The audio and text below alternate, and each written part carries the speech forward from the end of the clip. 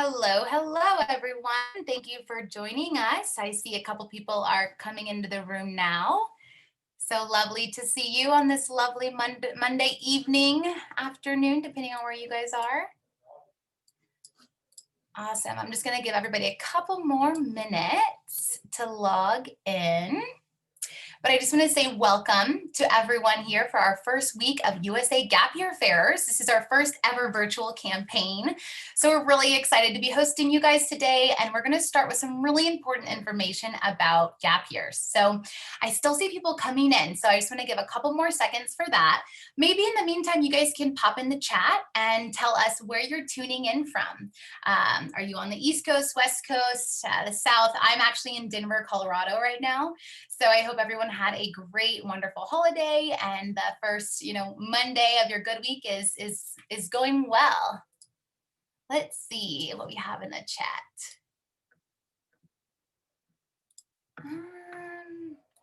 Looks like we've got a couple of questions. Oh, okay, sorry. Thank you for clarifying. Chat is disabled in the webinar feature. You guys are correct. I'm so sorry about that.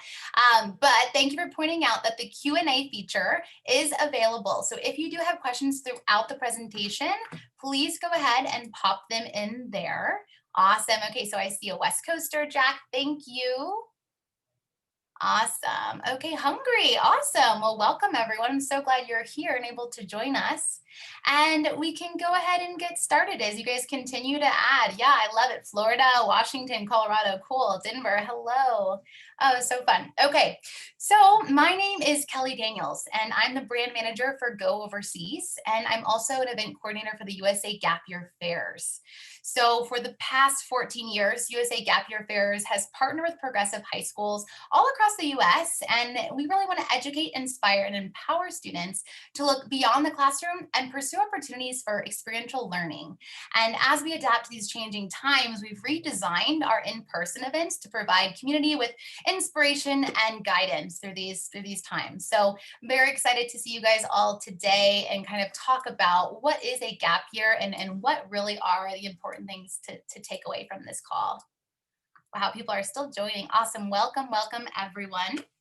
Okay, cool. So this event is hosted by Go Overseas, and you can think of us as a Yelp, but for meaningful travel experiences. So although we don't operate any of our own programs abroad, we're responsible and we actually serve as a resource for many different types of programs in international education. This is going to include high school programs, study abroad, intern, volunteer, teach opportunities in addition to gap year programs. So check us out, definitely a ton of resources. You can browse our site for programs, read reviews, and actually explore other resources such as articles, guides, and scholarships. So if you're inspired today and you want to take the leap and you start planning your own gap year, this is definitely a great place to start and really you can find your best fit. So that is Go Overseas. And the other really fun, exciting announcement for today is that we have some scholarships coming up. So we're announcing over $15,000 in gap year scholarships next year. And we're going to be opening up those applications on February 1st to kick off Gap Year Exploration Month. So if you'd like to receive updates, you can sign up on the USA Gap Year Fair landing page. And I will make sure to get that to you guys here shortly in the chat I think I can chat you guys just can't chat me. Sorry about that. But let's go ahead, and we have a great panel lined up for you today. Julia Rogers from EnRoute Consulting is here. We've got Jen Winge here, the Dean of Admissions at the College of Wooster, Bailey Hollingsworth, a Gap Year alum, and we have some really great information and good stories to share with you. So let's go ahead and pass it on to Julia from EnRoute Consulting to hear her story and hear what is a gap year 101. Good evening, everybody, and thank you so much for spending some time this evening with us. I think that the great thing about learning about gap time is that once you know about it, it's like you can't look away and you just want to learn more and think about how it's going to affect your life and inform your future. So I'm so excited that you've chosen to spend some time with us this evening. My name, again, Julia Rogers, and I founded EnRoute Consulting, which is a gap year planning service. So I actually work with students all over the country, and including some international students as well, and helping them curate a gap year experience that's going to be really in line with their own personal goals, what they want out of their gap time, their budget, basically taking all the parameters that make it logistically sometimes challenging to plan a gap year and help kind of facilitate the process.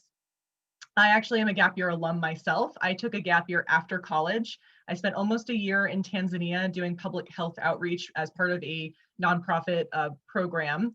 And it was completely the most formative experience of my young life, and probably one of the most formative experiences of my life to date. And one of the things I really got out of that experience was that it was not only challenging and pushing out of my comfort zone, but it also, showed me the value of my own college education, which I had just finished my bachelor's degree. And I kept on thinking after I got home, if I had taken a gap year before college, it would have completely reinformed my college experience. And so that's what really kind of set the stage for me to start EnRoute and help other young people have a gap year experience that was going to be the right fit for them and the right programs for them, but also just encouraging more people to take gap time before college, during college, after college. There's really no wrong time to take gap year. Parents, you can take a gap year too. There's no rules. And so I'm really excited to kind of walk you guys through the kind of nuts and bolts of what a gap year is. So I think the first way to start is to think about the definition. And I like to define a gap year as a structured period of personal growth aided by activities of enrichment. And specifically, it's this time of experiential learning. And the three things that you're aiming to do through this period of structured personal growth is to deepen your personal, practical, and professional awareness. So notice how this is a pretty broad definition and yet still somehow specific. We want to make sure that it's intentional, it's formative, it should be challenging, but it also doesn't say anywhere in the definition what you have to do, how long it is, how old you are, how much education you have, how much money you have to spend. So within this kind of definition of making sure that it's true to you and authentic to what you want to get out of this period of time, there's so much that is valid to put into this kind of experience. And it's the definition, which is, it's both the blessing and the curse. The blessing is that there's so many things that you can do, and we're hoping to get into some of that today. But the curse is that it's sometimes hard to understand exactly what it is. A lot of people base their knowledge of a gap year, or even the definition of a gap year, on what people they know who've done gap time and what those people have done. So if you know somebody who's done an outdoor education semester, you might think, well, maybe a gap year isn't for me because I'm not outdoorsy, or any number of things if you know people who've taken a gap time that fits certain personality types. So the good thing to know is that a gap year can be appropriate for every type of learner, every budget, and every place in the world. In normal times, the world can really be your oyster, and even in COVID times, you can go to a surprising number of places and do a really surprising number of things, even within the context of the moment we're living in. So I think one of the things that's really important to think about when weighing the pros and cons of a gap year is thinking about how we onboard young people into their young adult life, and more specifically into their college career. A lot of young people go into college not really knowing what they want to study, or if they do have an idea, not all of them have foundational experiences to back up that choice. And a gap year really helps inform those young people as to what they want to do and how they want to utilize their college career. Or it might shift their course from a four-year school to vocational school, or vice versa. It might showcase the fact that a student needs a different type of educational experience to get where they want to go. And that can be really powerful and also cost effective. So you see the 88% of students saying that their gap year increased their employability. A lot of this is because of the soft skills that students tend to gain on their gap year, like communication skills and leadership skills, but also things that they do that are resume building.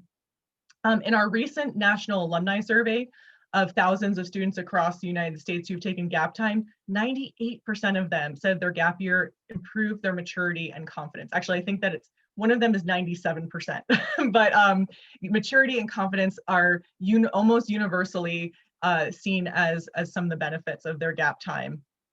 And 81% said that their gap year influenced their choice of major or career. And one of the things I always tell people, and later you're going to hear from a gap year alum who can also talk about her gap year experience. But I once worked with a gap year student. I've worked with many hundreds over the years, and many of them have done career related experiences. But one story in particular that I love is this young woman who was very certain that she wanted to go into the medical field. Specifically, she wanted to be a doctor. And so during her gap year, she said, okay, well, I've never really, worked in a hospital environment. Maybe that would be a good experience. So she actually got an internship at a private medical hospital in Cape Town, South Africa. So she was also having an international experience, but also getting to experience what life is like in a clinical setting. And she came away from a 4-month-long internship saying, Julia, I don't want to be a doctor. It ended up not being for her, but during her internship, she actually got to rotate through a bunch of different departments, and she discovered that she really loved lab work and working in the lab and getting to do research. And she is currently actually just finishing up her MD PhD at the moment. So she it tweaked her path. It didn't completely alter what she wanted to do, but it just kind of focused in and honed in, helped her prioritize her academic goals. So I think the challenges slide is what's next. So these are common things that I hear from people who are kind of weighing gap time and kind of thinking about whether it's the right choice for them or for their child. I also Jen, who we have as our admissions representative today, she's going to talk a little bit more about how colleges view gap time. But one question that I get a lot is can I use a gap year to get into college, or conversely, will it prevent me from getting into college? And usually what I tell people is that it's not a tool to use for college admission. A gap year should really be this genuine year of your life or semester or a period of time of your life where you're exercising your own free will to do the experiences that you want to do. That's actually the magic of gap time, is that it is not meant to help boost your CV. That said, if you are reapplying to schools on your gap year, or for whatever reason finding yourself in a transfer position or that kind of thing, it doesn't hurt, in my experience, to help frame your reapplication application to kind of talk about your gap year experiences. And I have heard anecdotally from students of mine who said that their gap year was seen very favorably by the admissions department. So I just want to clarify, not a good reason to take a gap year, but usually doesn't hurt. If anything, it helps when you use your time wisely. A lot of times parents ask me, if my kid takes a gap year, will they actually even end up at college, or will they just get enamored with the real world and fly off to Tahiti? I'll never see them again. And that's not what we see. We see 90% of students who take a gap year starting college or 2-year, 4-year college, or whatever college they had planned to start after their gap time. So we don't see much attrition at all. And usually what we do see is students who are making a deliberate choice about their higher education decisions based on their gap experiences. How can you find the right experiences? Well, it's, taking a gap year is a research undertaking, but luckily you've all found yourself in a very good place, because throughout this whole week, we're going to be talking about different types of gap year experiences, different programs. And I think that one thing that's important to think about when you're talking about what a gap year can look like is that it doesn't have to just be one thing. It can be a couple different things that are a couple months long. It can be 2 experiences, 6 months each. There's no formula that's exactly right, but it definitely is a recipe. So thinking about your gap year as finding the right recipe for you is kind of a healthy way of looking at it. But research is a good way. Looking at gap year program reviews on Go Overseas, going to the Gap Year Association, you'll see all these resource slides at the end of the presentation tonight. Is taking a gap year safe? Well, I think that safety is very subjective. I think that a lot of families have to talk amongst themselves as a family and say, okay, how is the student's decision-making capacity? Are they good and safe decision maker? Do they take risky choices? I think that is actually the biggest factor in student safety on a gap year, because you really want to make sure that a student, if they need a little bit of help in the risk-taking department and need to learn how to make healthier choices, then that means that they need to be matched with a program that is going to help them grow and learn and develop that skill set as their gap year moves along. That said, also geography, type of program, and type of experience is also factors into safety. So while safety can never be guaranteed, I think that a gap year is definitely no more unsafe than going straight to college. And if anything, you can actually account for more safety factors on a gap year if you're going with a program. Now, is a gap year affordable? A gap year, I think, should be seen as an investment. It's not just an investment of time, but it can also be an investment of money. That doesn't mean it has to be a large investment, But either way, you're putting into this experience and you're going to get paid back in dividends. So what every family needs to do at the outset of gap year planning is come together and say, like, okay, we know that this is going to be a valuable experience. How can we make this financially feasible for our family? The answer may be that it has to be completely cost neutral gap year, or even maybe you have to make a little bit on your gap year. That is completely 100% possible to do. If you are in the position to invest a little bit in a gap year, or a lot in a gap year, then that's also going to increase your choices. But there's plenty of students who completely self-fund their gap year. There's gap year programs and opportunities that are fully funded or that pay you a stipend. There's even national service and AmeriCorps opportunities that not only pay you a stipend during your program, but actually give you an education award at the end of your service that you can put towards college. So definitely do not shy away from taking a gap year because of financial constraints. There's lots of ways to make a gap year affordable, including scholarships and financial aid from gap year programs and other entities as well. So I think that, I believe this is my last slide, right, Kelly? Or yeah, okay. So I think that when you're just thinking about the types of people who take a gap year, I was saying before that, a lot of times we're kind of thinking about rushing students straight from high school into college because I think there's a little bit of a fear factor in American culture about what will happen if a student doesn't get a college degree or if they, fall off the track and things like that. And I think that we do need to be making sure that our young people are set up for success in their future. For many, many students, we know from data that does mean getting a 4-year college degree or potentially going on to grad school. But I think that at the core of what we want out of our young people is for them to be set up to be employed and to have a happy and successful life. That means that is good for them. We want them to be happy, right?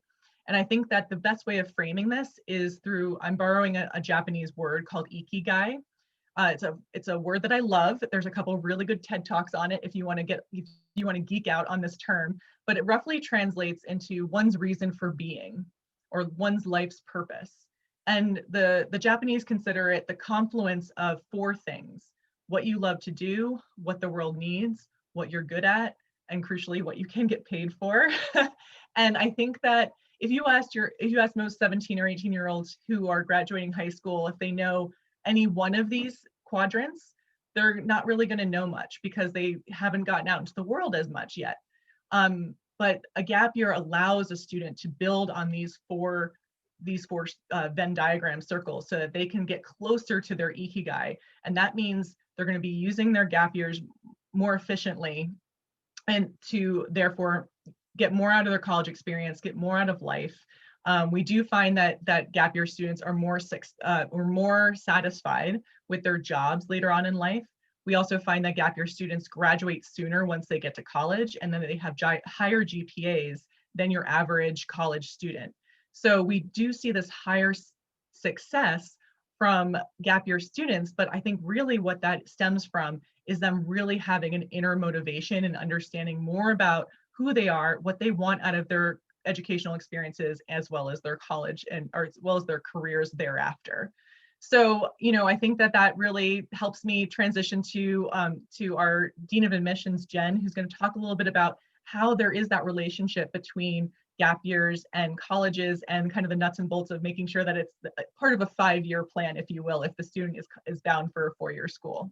So Jen, why don't you take it away? Thanks, Julia. That was really helpful and a good transition for sure. Just to provide a little bit of context and introduction, I'm Jen Winge and I'm the Dean of Admissions at the College of Wooster.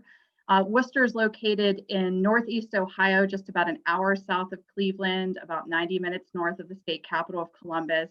We are a traditional residential, fully undergraduate liberal arts and sciences institution. We're most proud of our students. We're intentionally a size of 2,000. We don't want to be any larger. We find that that's ideal for the educational experience students have, but we love these students that come from all over the world. We have 65 countries and 46 states, so we're very proud of that and very intentional about that diversity that we have on our campus. And know that Wooster is a place where we're also very intentional about the academic experience. We want every student, not just honors programs or certain disciplines, but every student will have a chance to work alongside a one-on-one with a professor in their discipline, doing some type of meaningful full year research or creative expression experience. So that just gives you context of Wooster and why we are so excited to work with gap year students, and why in my 24th year of working in college admissions, I know that we're truly an advocate, and most colleges are very excited, obviously, to talk to students about the potential of a gap year experience. So why do schools like Worcester, but just generally colleges and universities, support this idea of a gap experience or gap time? And I know from this perspective, from a Worcester perspective, we know that that experience that Julia just really shared a wonderful description of matches our educational mission. We want to help students to grow and develop into leaders of independent thought, of problem solvers, of effective communicators that are global citizens, people that really are inclusive and diverse in their thought. And so know that colleges are looking for students that are excited about that and want to continue to grow. And many of those gap year experiences provide the opportunities to hone those skills and to develop and to learn more about yourself that way. And then we also find that the students that come to Worcester after a gap experience, they've had great personal growth. They've taken what they learn and put it to good use in very real world experiences and applied learning opportunities. They tend to have high levels of independence and maturity, as Julia mentioned, and the sense of clarity and focus in terms of what they want to study, as the research shows. So we know that these students, as Julia mentioned, have high probability of success of retaining and graduating in 4 years. So I thought it would be helpful to know, things to consider as you're thinking about the gap year experience from a college perspective, from the admission perspective.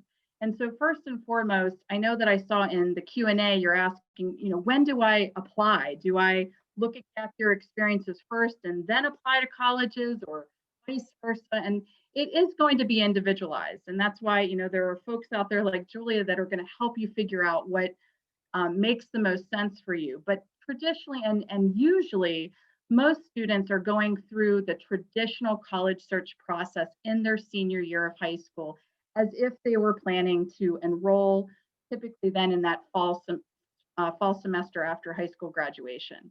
So I like to encourage students to just, even if they know they want to do a gap experience or they're considering it, still go through that application process as if you would be attending and have that intention of enrolling in the fall.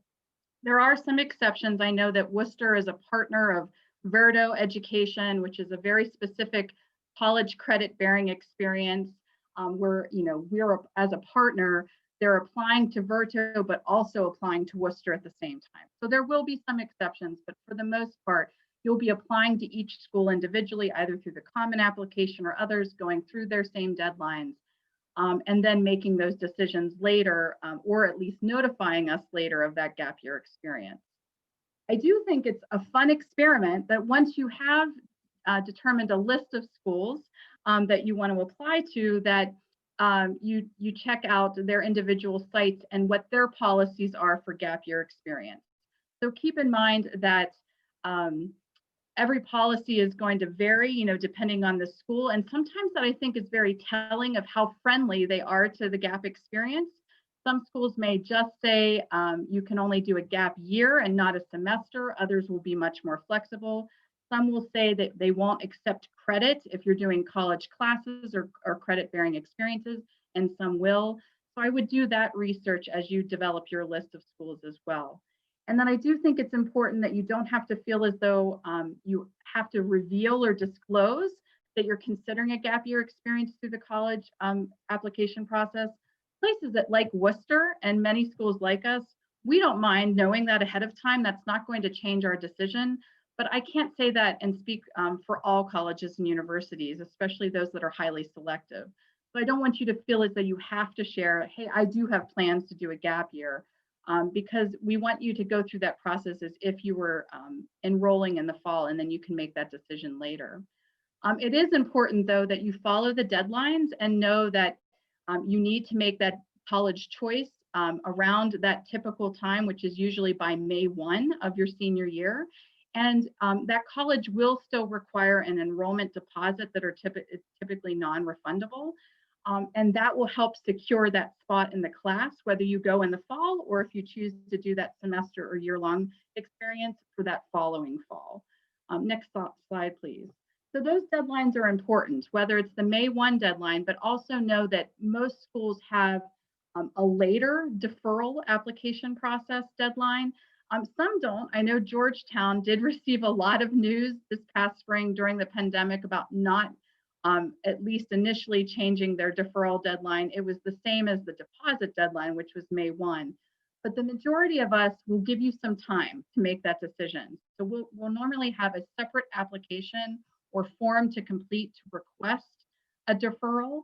And typically that's around a June 1 deadline. And in the age of a pandemic, maybe even later. I know here at Wooster, we extended ours to July 1. We wanted to give students a little bit more time to make that decision about that deferral process. But most importantly, there usually is a form or a request to put something in writing. So take time to be very clear and thoughtful about that explanation, why you want to take a deferral or a gap year experience. And let us know, what are you going to learn from that experience? Why is that experience going to be most beneficial to you? So take time with that and make sure when you draft it, you have someone who knows you well and knows why you're taking advantage of that experience to review it, read it, and provide feedback before you send it to us. And then typically within a week to 2 weeks time, you'll hear back from the school regarding that. Most are going to be very, of course, helpful and supportive of that experience. But again, every school is different. And I do think it's important just to know that if you did receive a merit-based scholarship as part of your process through the college application experience, that will normally and usually be honored in the year that you do decide to attend. But if you are getting need-based assistance through the FAFSA, keep in mind that you'll have to refile that, for that next year and be reassessed. So just keep in mind those types of things as well. Okay, I'm going to turn things over to Bailey, and she's our gap year alum.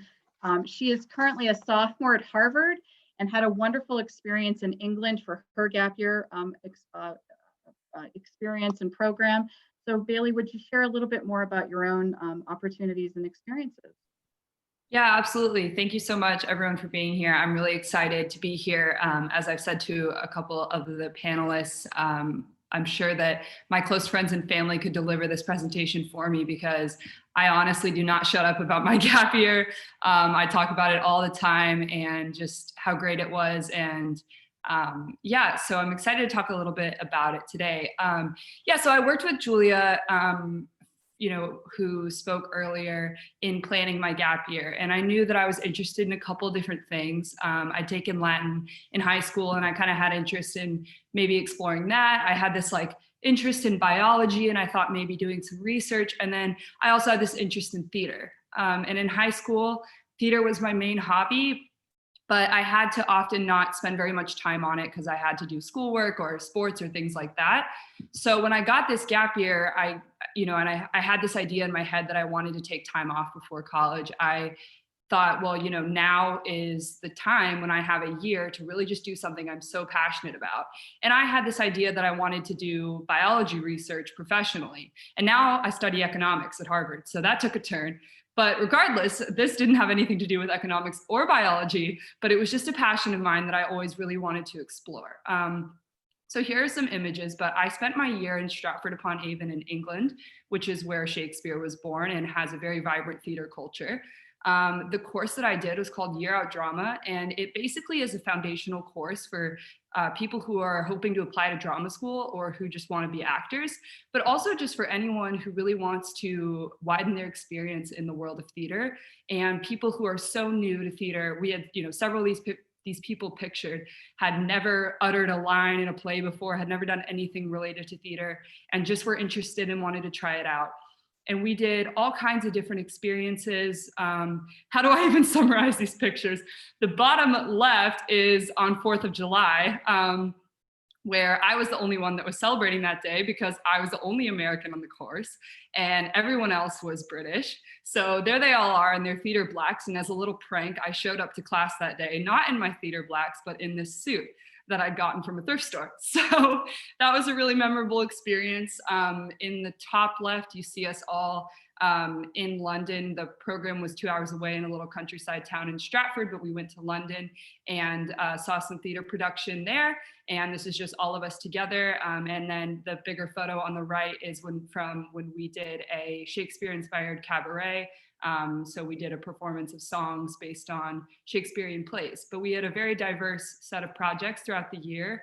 I found my gap year to be really impactful because I was really burned out at the end of high school. I'd been pushing myself extremely hard. And I knew that I was about to be at Harvard, where I would continue to be pushing myself extremely hard and then be in professional life and on and on. And so this was a chance for me to really just take a pause and do something that I was truly passionate about.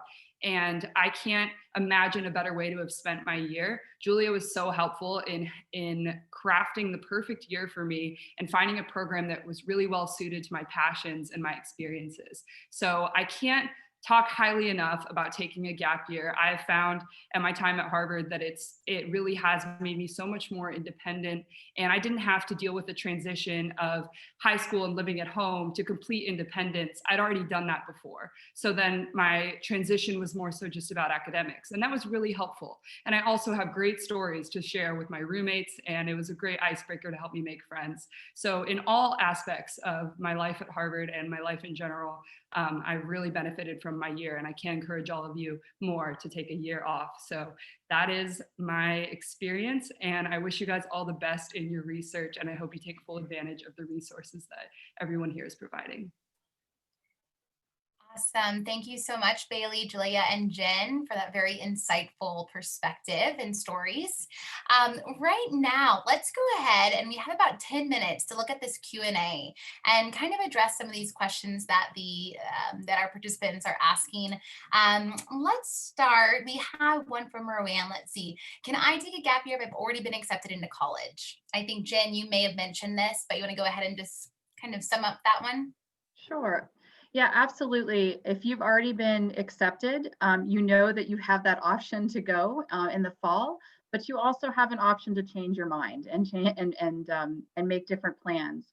I think the most important thing is it's good to have in mind, or at least have some idea of where you might want to go or where you plan to go by May 1 of your senior year, so you can secure a spot in a college's first year class for the year that you end up entering after your gap experience. Yes, you can change your mind, and sometimes that gap year experience is going to change your mind. As Julia mentioned, you evolve and you learn a lot about yourself. So it is possible that during that gap year experience, you may decide to apply to other schools and to look at other options, and that's your prerogative. But I think it's really most secure to at least have one of your top options secure and have that deposit, and know that deposit's non-refundable, but it at least gives you that sort of sense of security that you have a place to go to after your gap year experience. So yeah, it can happen after your admit. Again, you just want to follow deadlines, look at your school's protocols and policies for next steps. Awesome. Thanks, Jen. Julia, we have a couple questions in the queue that I think you would be the best person to go and stab at these. People looking for specific programs, or they're asking, let's see, for high school senior students, is it recommended to apply in the fall admissions and defer, or take a gap year and apply to college later that year? What do you recommend to your clients? I definitely recommend applying senior year as you would, and then requesting a deferral. And I saw another question in there about where you can, find deferral information for different colleges. And so I'll kill two birds with one stone. Or wait, I think there's like a better version of that now that doesn't require killing birds, but type it in the chat if you remember it, or the Q&A. Feeding two birds with one scone. That's what Jane and Jason always say, Kelly. Perfect. Anyway, so the Gap Year Association has an exhaustive but not completely comprehensive list of gap year deferral policies. That's just gapyearassociation.org. and they've compiled quite a few deferral policies from different colleges all over the country. But one of the things I always just tell people as well is to, call up the admissions office and just ask, what's the deferral policy? And some people feel like they need to be sneaky about asking about deferral policies, but I think Jen would probably agree that there's no harm in asking, and you don't necessarily have to advertise it, but it's certainly not a problem to call up admissions offices and ask what their policies are. Yeah. Awesome. Okay, you did knock out a couple. A lot of people are asking about deferrals. So if you, just to pull that out of Julia's last comment, a really good resource is the Gap Year Association.com. Is it, Julia, you want to put in the Slack for everyone or in the channel? Yeah, I can answer that. I can type it into the question. Yeah, just so they have that link to GYA. That's another really good resource. We have another question from Bethany. Is there a way to narrow down gap options that focus on environmental science programs? And Bethany, I'm sure Julia could have a list of programs for you, but just wanted to give a plug that we will be hosting several events later on in the week that really dive into specific topics, and environmental education is definitely a hot one. So Julie, anything to add there? Yeah, I would say that, and this goes, as far as gap year planning is concerned, I think the best way to go about it is thinking about the goals that you want to achieve throughout your gap year. And if you're thinking about environmental science as an interest or something that you really want to explore more, I think that even getting a little bit more specific, is it animals? Is it learning how field work is done with scientists in the field? Is it learning about climate science and climate change? So really kind of, if you can get a little bit more specific, then that can help with the research, because you can start thinking about, okay, I do want to work with animals. Then you can look for animal related programs, or also geography. Would you like to go to a rainforest and learn about environmental science, or do you want to stay in the US? So the more you can think about the geography and the topics, that really helps narrow it down. And my rule of thumb when you're thinking about gap year goals is the 3 Ps: personal, practical, and professional. So if you can think of 2 or 3 things you want to accomplish in each of those categories, just something for yourself, those life skills goals, and then the career exploration stuff, that will really help with gap year planning in general. Awesome. Thanks, Julia. Jen, there's a great question from Brian Murphy. He's saying that he's heard many schools are going to be more open, he's saying actually less open to deferrals next year. Do you have any insight there? Or do you want to kind of take a stab at that due to COVID situation and campus residents? I do think that, I think the pandemic has created more angst about the process in general, especially, worried about first year acceptance rate because of so many deferrals into the following fall. I haven't heard as much about not approving deferrals because of the revenue issues and any money crunch that schools are feeling. I really think that the majority of schools are practicing a lot of grace during this period. They understand that every family is going through different challenges, and students are going to be making some difficult or eye-opening, life-changing decisions that are, is going to affect their path. And so I think they're actually going to be more open to deferral approvals, because if you know that that's your school of choice and you make that very clear to them in your application and deferral request, I believe they're going to be happy to welcome you, whether it's a semester from now or a year from now. So I think it's good to know that most colleges are going to have an open mind about the whole process. Yeah, I would hope so. I feel like everyone's being more lenient these days and more open to options. So I hope that is the case. Thanks, Jen. Bailey, question for you. We have Ginger who asked, Bailey, having been on a gap year, if you could take another year, what would you choose? So I'm assuming you mean like, what would I choose to do? If I took a year right now, I would probably lean more towards something with my professional goals in mind. So thinking about economics and marketing and that side of things. So I would probably get connected to some sort of program or try to do some sort of internship.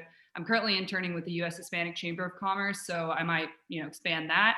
But if I'd taken a year in the time that I did and, didn't know that I was going to be on this career path now, chances are I'd probably also travel and, maybe do something just sort of wacky and out of the blue, because that year I really wanted to focus on just my passion and just doing something exciting. So that's probably the path I would have gone down. Sounds awesome. And what a cool internship. That's very cool, Bailey. Thanks. We have a couple questions in here about taking gap time during high school. Julia, maybe you want to take a stab at that? Sure.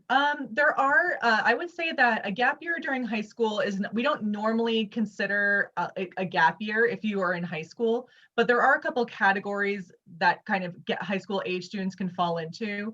There are quite a few semester schools where you can actually continue your high school curriculum as part of your high school experience. And I think Go Overseas actually has a whole section on high school abroad programs. There are shipboard programs where you can actually like be on a ship, all like transatlantic crossings and stuff like that. There's outdoor-based semester programs. There's programs where you can be traveling.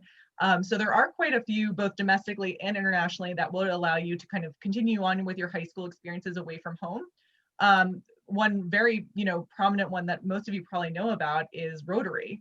Rotary actually allows for international exchanges when you are in high school for a year. And so I would say that a lot of those kinds of semester school experiences or Rotary exchanges check a lot of the boxes of gap time, in that they're very formative. They allow you to get out of your comfort zones, experience different cultures, all those kinds of things.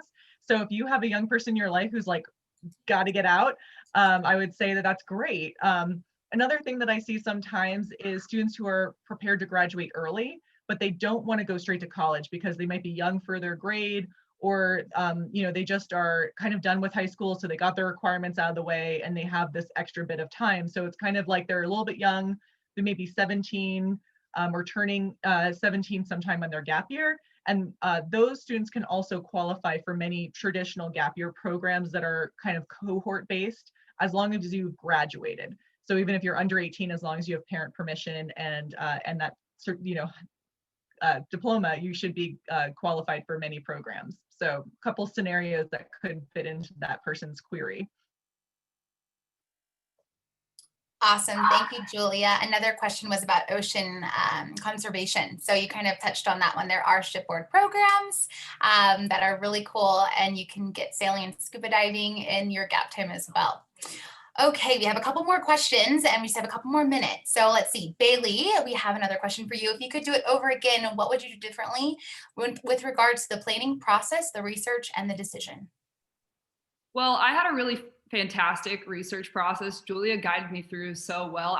Myself and my family were very green to what it means to just delve into the world of research of programs.